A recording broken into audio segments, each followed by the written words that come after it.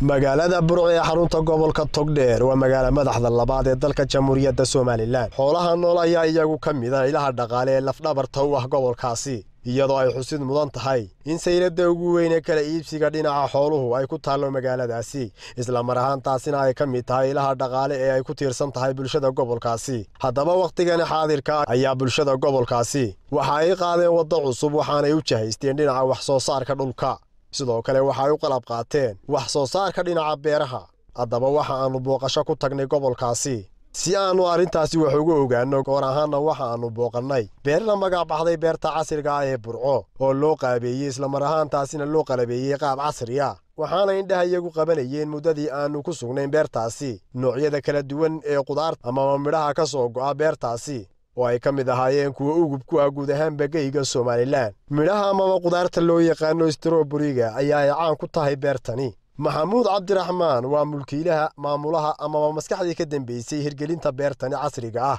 isla gudaha beerta ayaanu kula kulannay waxaana nooga warbixiyey beertani. magaalada Burco markii hore adigu xoolaha oo qurab ma ahayn, kulli markii hore beeraha way lahayd. dadku inta badan waxa la yiraahdaa de xagga ay gabil ugu beeraha loo nagi wadigi oga maanta dib anagu lafteedu reer gabilyadaan marada Burco ka qaaday beeraha. marka alxamdulillah rabbil alamin beertan waa beertan aanu bixinay beerta Burco waxa la yiraahdaa modern farm ama beerta Burco casriga. waxaan ugu bixinay waxa weeye kolley waa nidaam cusub oo nidaamkan cusub ee caalamka wax lagu beero oo aanu jahaysanay markii hore laftiisuna aan aad u dooranay in maartay la sameyn karo beeraha casriga ah. beeraha casriga waxay ku wanaagsan yihiin kolley saad aragtaba waxa weeye waa drip irrigation system wax waraabinaya waa dhibco. waxa aad controlaysaa dhulka laftiisa, waxa masaxada dhulka laftiisa ku controlaysaa. beertan inay ku dhex jirna qaybteedu waxa weeye waa beertii strawberry-ga. strawberry-ga laftiisa waxa noo suurtagal oo aanu bilaabi doonaa dhawaan haddii la ka dhigo inaanu ka dhigno 3 meelood isku saaran ka dhigno oo marka tuumbada lafteeda ama qaabka dul waraabinaysa laftiisu madax ka bedelaysa. beeruhu markii hore kulley de waxa loo sameyn jiray qaab tuumbada lala wareego baa loo sameyn jiray. waxyaabaha aynaanu fiirsan ama baraha noqoto ama galbeed noqoto beeraha laftiisa baa mushkilada ka taagan inta badan waxa weeye qaabkee loo waraabiya. inaguna maadaama aynaan haysanin inta badan de webi haysanin qaabka inuu beeri karnaa ama inuu waraabin karnaa waa laba qaybood oo qaabka maxaa la yiraahdaa drip irrigation system ama qaabka splatting ee biyuhu ay wareegaan ayuu baa loo waraabin karaa waraabada. wixii kale waa waraabkan la yiraahdo waraabka webiga oo ku fatahayso biyihii aad ku fatahayso biyo badan siiso taasina timeka iyo maxaa la yiraahdaa iyo biyihii midna ma haysid. goormaad asaastay beertan? bishan January soo socota labadii sano oo dhamaanaya 2016 January baan bilownay. kulley baxadag bay leedahay beertu ma hawl yara. beertu hawlo badan ma naga soo gaadho. beerta lafteedu waxay u baahan tahay sabir bay u baahan tahay, waxay u baahan tahay khibrad bay u baahan tahay, waxay u baahan tahay wax badan oo maaragtay de aynan beeraha waxyaabaha kalifaya inaan gelin inta badan waxa ugu badan beeruhu hawl badan yihiin oo dabadna qofku inaguna waa sabir yarna marka qof u dhabar adeego wixii ogaada. laakiin imka waxaan ognahay wax badan oo aan wax ka qaban karo beeraha. beertu waa la qaabaynayaa marba si baad u qaabaynaysaa mar aad maxaa la yiraahdaa tabaanada lafteeda aad beerayso iyo mar aad dalag kale u leexanayso. imika waxa ku jira waa barbarooni, waa bidingaal iyo maxaa la yiraahdaa strawberry-ga. oo aanu doonayno inaan waliba strawberry-ga aad u badino iyo maxaa la yiraahdaa bidingaalka. noocyada cusub ee caalamka ama ha noqoto dhirta caadiga ah ha noqoto ama kuwa cunana ha noqotee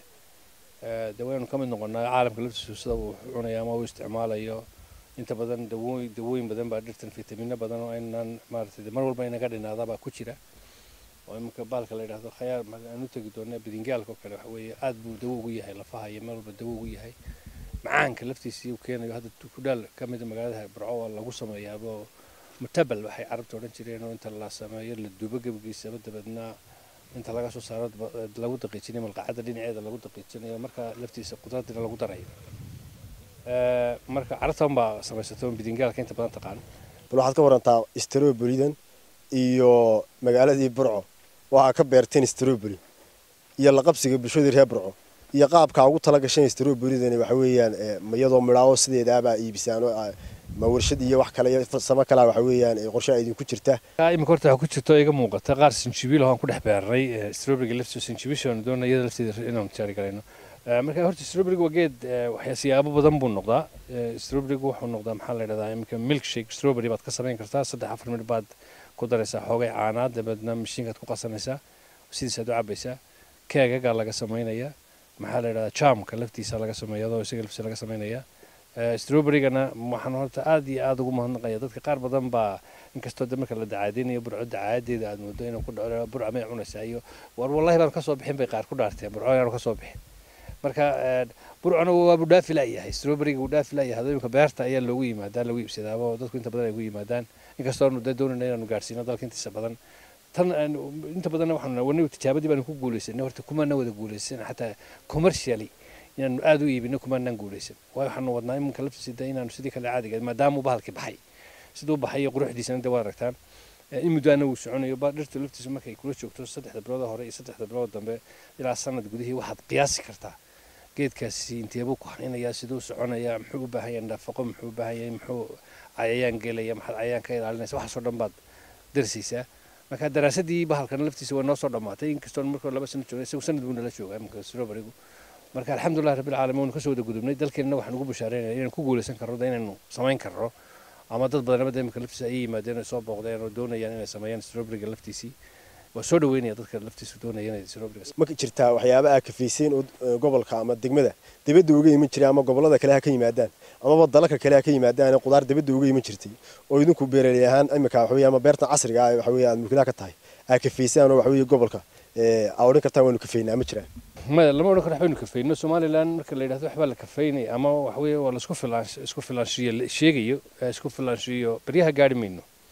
وحنو ملبا بندلو لنا وحسبه دتكوا استعمال شيء له ما أنت ساك سرادي بمدي وضي مساج شيء بس يور واحد كان يري أساس بيرتو كسو كروليسين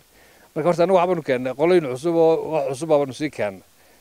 ودن كانونا سكتر ugu badan ay ku baxdo markii aan maran shaqeynaya kan aad u qiyaasna wax kamid ah sektorka ugu badan ee aan wax ka qaban karno ee aan ka shaqeysan karno ee ay lacag badan kala soo bixi karno waa sektorka beeraha oo lacag badan idayna kaga xarooto in dadku qaadku mu ka hadla laakiin qaadka marka dumka uu qiyaasto basasha inta in leeg ba ku soo gasho dibadda ka timaada baradhada inta in leeg ba dibadda ka timaada dabacasa inta in leeg ba way guri kasta lagu ma qayro guri kasta laakiin baradhada iyo basal iyo tabandho waa lagu cunaa qofku Soomaaliland shacabku wuu dadaalaa laakiin inta badan dawladnimadeena laga rabaa in iyadu lafteedu la timaado ama investment ha noqoto ama cilmi ha noqoto oo imika beeraha iyaga anagu aanu wadno cilmigii iyo aqligii iyo maalgelintii iyo wixii anaga soo wadna adigu waxa taqooyahan waxa weeyaan fikrad cusub gobolka la yimid isla markaasina curiyay isla markaasina wado cusub iyo jid cusub bulshadaas u horseeday waxa caqabadaha oo kaaga yimaada bay dadka bulshada deegaanku aan ahayn bulsho u carbisan wax soo saarista iyo la soo baxa dalaga dhulka waxa caqabado oo kaaga hor yimid jiraan igama imanna way ku farxeen oo way ka heleen dad badan oo imika aan jecelahay